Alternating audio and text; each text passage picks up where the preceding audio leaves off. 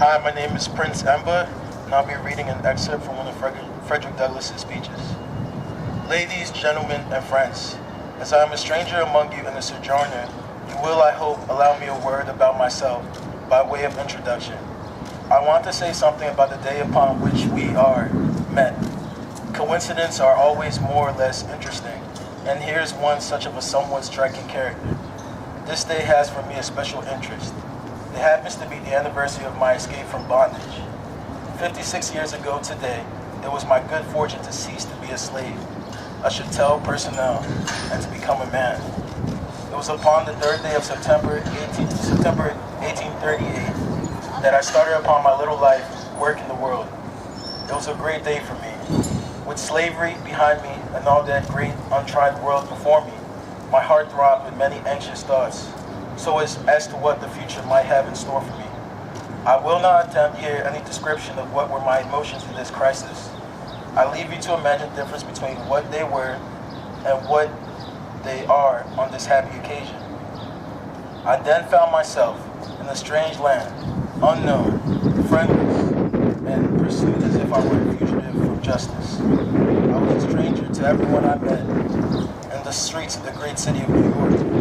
That city was the first place in which I felt at liberty to halt in my flight farther north. New York at that day was by no means a city of refuge. On the contrary, it was a city in which slave hunters and slave catchers delighted to congregate. It was one of the best fields for that sport this side of Africa. The game once started was easily taken. If they had caught me, I should have been elsewhere to assist in founding an industrial school for colored youth in Virginia. This is all I have to say on this point. My first thought germane to this occasion, and which must have some interest for us all, very naturally, relates to the noted place where we now happen to be assembled. Since the great and terrible battle with which its name is associated, and which has now passed into history as the birth of many battles, no event has occurred there so important in its character and influence, and so every way significant, as the event for which we have this day met to inaugurate and celebrate. To found an educational institution for any people is worthy of note, but to found a school in which to instruct, improve, and develop all that is noblest and best in the souls of a deeply wronged and long neglected people is especially noteworthy.